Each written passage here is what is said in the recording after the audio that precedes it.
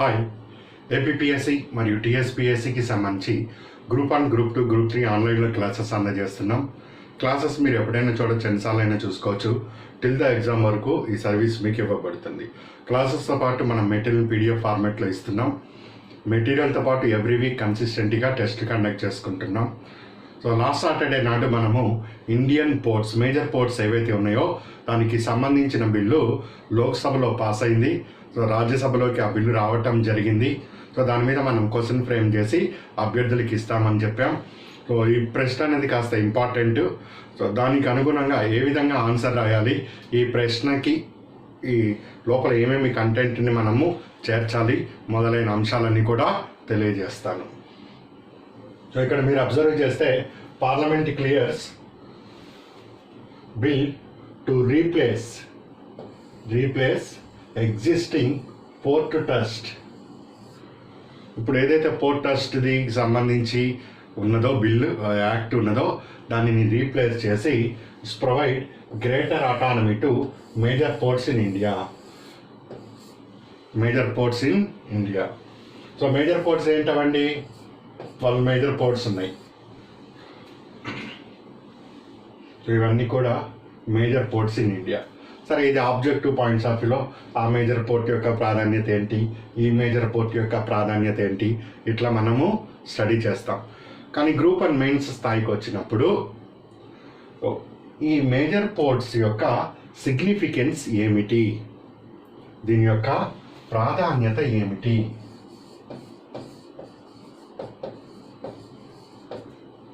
First. రెండవది, ఎందుకు ప్రత్యేకంగా పార్లమెంటు ఈ మేజర్ పోర్ట్కి సంబంధించి గ్రేటర్ అటానమీని ప్రొవైడ్ చేస్తుంది. గ్రేటర్ అటానమీ లేకపోతే ఇవి సరిగ్గా ఫంక్షన్ చేయలేవా? సెకండ్ పాయింట్ ఇక్కడ మనకు ఆలోచనకి రావాలి. థర్డ్ పాయింట్, ఈ గ్రేటర్ అటానమీని అని చెప్తున్నప్పుడు ఏ అంశాల ద్వారా, ఏ అంశాలు ఈ కొత్తగా ప్రొవైడ్ చేసిన చట్టంలో ఉన్నాయి. సో అది డైరెక్ట్గా దీని మీదకైనా చట్టంలో ఉండే అంశాల మీదకైనా ప్రశ్న రావచ్చు. సో దీనికి ఎదురవుతున్న సవాళ్ళు ఏమిటి? చట్టం అయితే తీసుకొని వచ్చాము అంటే ఇక రాష్ట్రపతి గారి సిగ్నేచర్ అయిపోతే అది చట్టం అయిపోతుంది. చట్టం అయితే వస్తున్నది. ఈ చట్టాన్ని అమలు చేయటంలో సవాళ్ళు ఏ విధంగా వస్తాయి మనకు? అయితే ఇప్పుడు ఉండే ఏదైతే లూప్ హోల్స్ ఉన్నాయో దాన్నన్నిటిని నువ్వు ఓవర్కమ్ చేయగలుగుతావా ఈ కొత్తగా తెచ్చిన చట్టంలో అన్నది ఇక్కడ మనం చూసుకోవాలి. సో ఇంకా మనం ఉంటే how to overcome these issues. So ఈ అంశాలతోటి మనము ఈరోజు క్లాస్ని డిస్కస్ చేసుకుందాం. చాలా చాలా ఈజీగా ఉంటుంది. కాన్సెప్ట్ అర్థమైంది అంటే మీరు ఈజీగా ప్రజెంటేషన్ చేయగలుగుతారు. So observe it. మనకు దాదాపు సుమారుగా 7,500 కిలోమీటర్ల కోస్టల్ లైన్ ఉంది. ఇక్కడ కాంగ్లా దగ్గర నుంచి తీసుకుంటే ఇదంతా కూడా మనకు కోస్టల్ ఏరియా. సుమారు ఒక 10 రాష్ట్రాలు ఉన్నాయి. 10 రాష్ట్రాలు ఉన్నాయి. మొత్తము దేశం యొక్క జీడిపి 250 లక్షల కోట్లు అని అనుకుంటే ఇందులో 60% అంటే దాదాపు 130 లక్షల కోట్లని మనము అంచనాకి రావచ్చు. 130 లక్షల కోట్ల వరకు కేవలము ఈ 10 రాష్ట్రాల నుంచే వస్తున్నది. ఈ 10 రాష్ట్రాల నుంచే మనకు జీడిపిలో మేజర్ కాంట్రిబ్యూషన్ అన్నది కనిపిస్తుంది. సో ఫస్ట్ ఇంపార్టెన్స్ నాకు ఇక్కడ అర్థమైంది. Very good. ఒక దేశం యొక్క ఆర్థిక వ్యవస్థ బాగా బలపడాలి అంటే ఆ దేశము ఎగుమతులని, విదేశీ వ్యాపారాన్ని బాగా పెంపొందించుకోవాలి. ఈరోజు చైనా అంతగా దాని ఆర్థిక వ్యవస్థ బలపడుతుంది అంటే కేవలము ఈ జేబులో ఉన్న డబ్బులు ఈ జేబులోకి అది ట్రాన్స్ఫర్ చేయటం లేదు. ఈ జేబులో ఉన్న డబ్బులు ఈ జేబులోకి అంటే కేవలం ఇక్కడిక్కడే మాత్రమే తన ఆర్థిక వ్యవస్థని పరిమితం చేసుకోవట్లేదు తన దేశ భౌగోళిక సరిహద్దులో. ఏం చేస్తుంది? సిల్క్ రూట్ అని చెప్తున్నది, వన్ బెల్ట్ వన్ రోడ్ అని చెప్తున్నది. విపరీతంగా విదేశీ వ్యాపారాన్ని అది ప్రోత్సహిస్తుంది.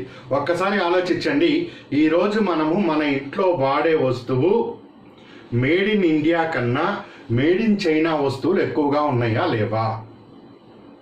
ఒకసారి మీరు వాడే ఫోన్ కానీ వాటి వాల్యూస్ తీయండి, వాల్యూస్ తీసి మీరు లెక్కేసి చూడండి.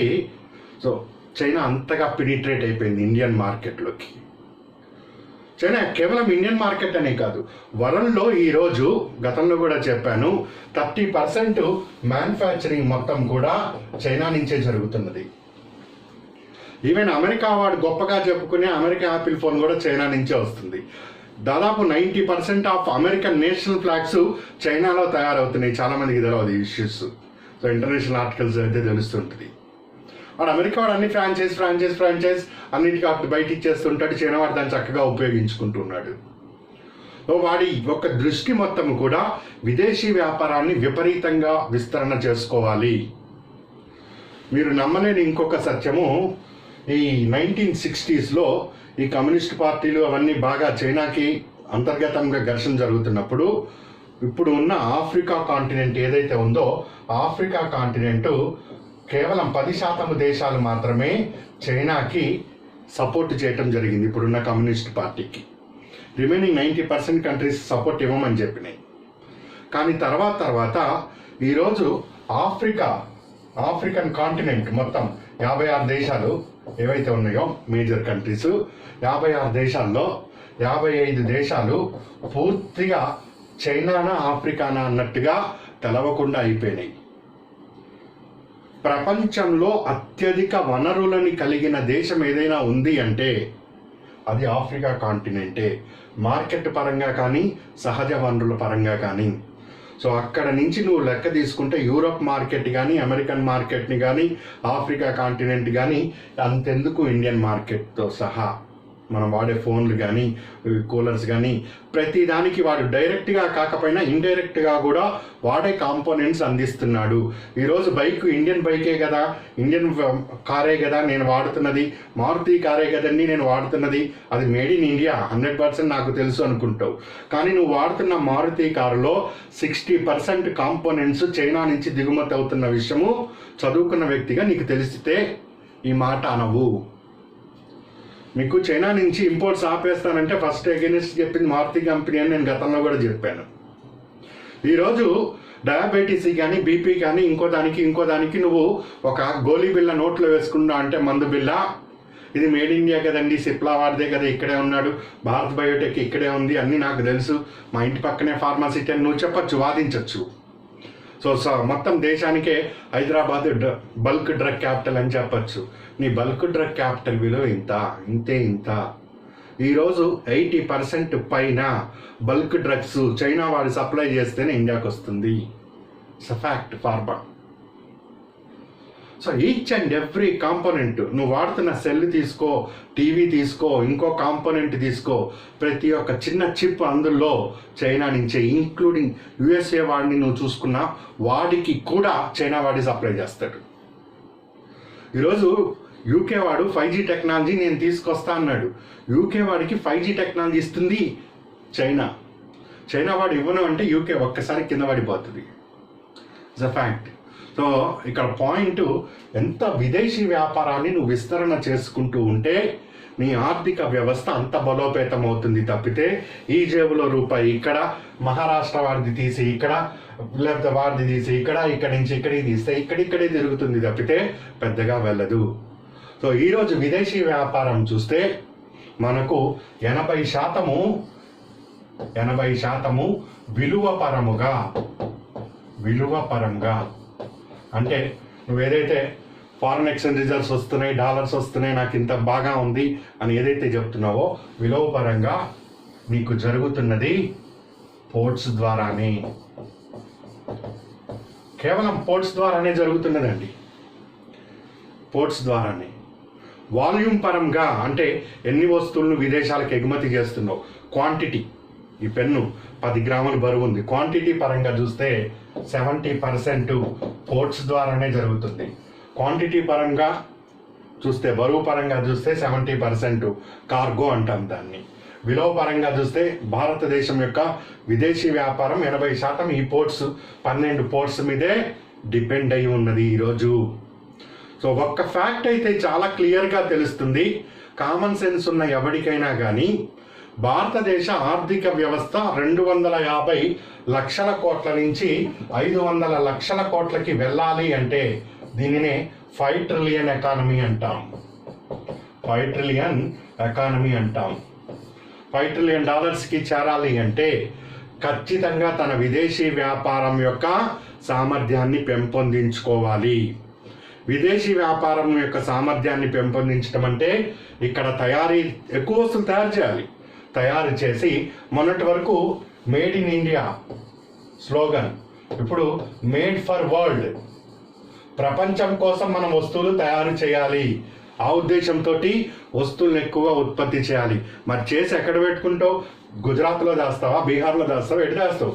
బయటికి పంపిస్తేనే నీకు డబ్బు అనేది పెరుగుతుంది. సో మొత్తం ఈరోజు పరిస్థితి ఏంటి భారతదేశాన్ని అని చూస్తే,